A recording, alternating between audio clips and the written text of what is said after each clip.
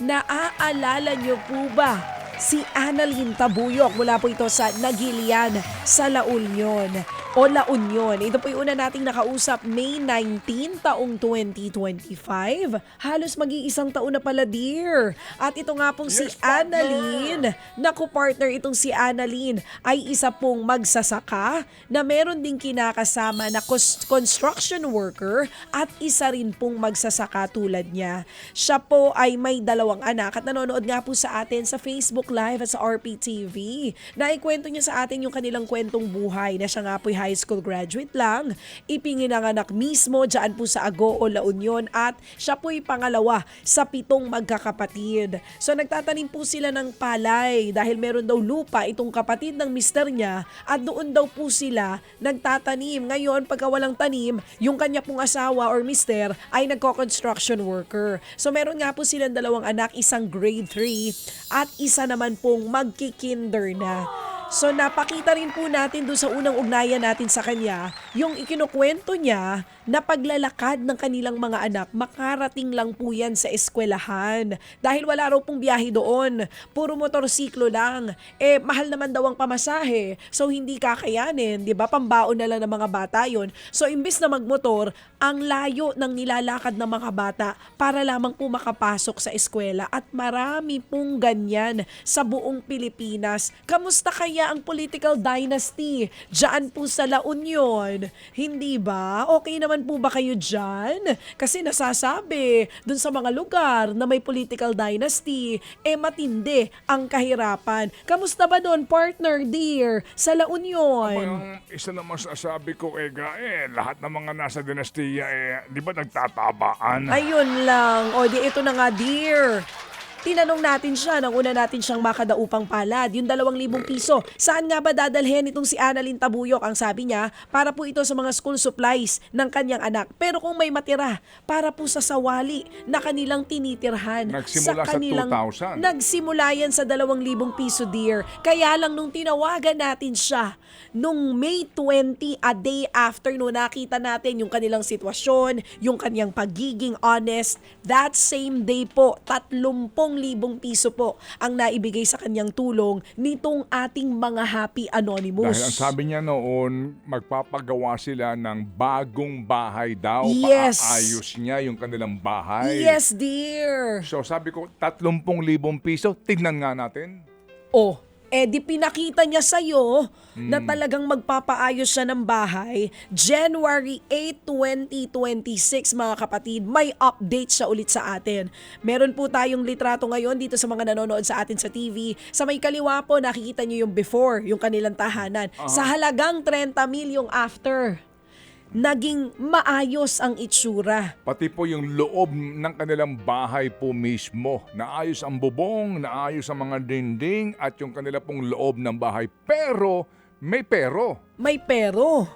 Oh. Kasi yung kanilang palikuran. Ayun na, hindi Oo. na isama dun sa 30 mil. Opo. At that time din, meron pa siyang ibang pinoproblema. Kaya ano ang naging resulta? So ito na po mga kapatid, nung January 8 na nakausap natin siya, aba nagbigay naman po ng tulong agad-agad ang ating mga Happy Anonymous, 28 mil. Bakit naging 28 Ang muna? Kasi nga ipinadala. ang una dito para lang papagawa nga sana ng kanila pong palikuran at yung ilang pangangailangan pati sa kusina. Ba't naging 28?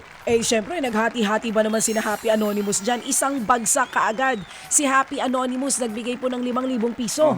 At naghati-hati rin po itong sina Happy Man, Happy Davaoenyo, Happy K, at ang iba pa nating mga Happy Anonymous. Kaya nga po yan umabot ng 28,000 pesos. Yun pong 5,000 piso, itutulong po doon sa ina ng may sakit niyang asawa. Oo, doon po doon sa kinakasama ng kanya pong mother. Yes. Yun, kumbaga stepfather niya kasi daw po may sakit na problema si nanay.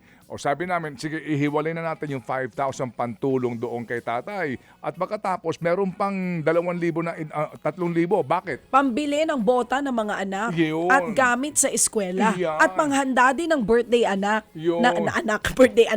Birthday ng anak. Oo, pero yung 20 mil nga sabi ko, idinagdag agad yun Nag-isang baksakan po ang ating mga Happy Anonymous kasi nga na-inspire sila doon sa naging tsura ng kanyang bahay para maayos na ang kanyang palikuran. So, Tama. ano ngayon ang magandang balita? Partner! Ito na partner. Ang magandang balita mga kapatid, mga dear, ay ngayong araw na ito ay makikita na natin ang bunga ng katapatan at ang bunga din ng tulong ng ating mga Happy Anonymous dear. Dahil dito sa programang ito, tayo ay hindi nauubusan ng puhunan. Dahil araw-araw ang ating mga Happy Anonymous ay nagbibigay puhunan I-share mo sa na ating yan. mga kapatid na nangangailangan. At ito So po- dear, at handa ito ka po- na ba? At ito po ang palatandaan na nothing is impossible. So ano lang ang impossible dear? Ang impeachment na lang po ang Ayan. impossible. At least mahirap. Nothing is impossible dito sa ating contestant dahil ngayon, bukod sa bahay, meron na rin maayos na palikuran. Narito ang update, dear. Opo, maiksi lang po ito. Amin po itong uulitin po sa Lunes kasi nga po mag-aalas 10 na at hindi po imposible na kami magtapos ng alas 10. Okay. Teka lang, Asan- dear. Ah. Dear, may oras pa ba tayo for the video, dear? Kasi 2 maiksi minutes lang. na lang, dear. Maiksi na lang. O sige, ipakita Sige. na natin. Narito po mga Yo, kapatid. yo, yo. Panoorin at Ayun. pakinggan niyo po itong mga ipinadalang video nitong si Annalyn Tabuyok mula po sa La Hello Union. po. Maraming salamat po binigay mo sa amin. Laki ng tulong po sa amin po. Pagdagdag ng Ito yung pambili nanay ng niya. gamot po. Mm-mm. Thank you po. Ayan yung nanay niya. Ito na ngayon yung pag-aayos sa kanilang nagdidiskarga. Galing po sa, alam niyo, pang-probinsyang mga jeep na matataas yung mga molye nito. Hinahakot na po Grabe. ba? Talagang namili ng mga materyales. Naghakot na po ng mga lawanit, naghakot na po mga kapatid nito pong mga pambubong. Tapos meron pa siyang picture ho sa birthday ho ng kanyang anak. Itutuloy po natin to sa Lunes na ating pong pagbibigay po ng inspirasyon. Uy, tuwan-tuwa yung bata. Nakita mo Nakapag-rise naman, pa siya.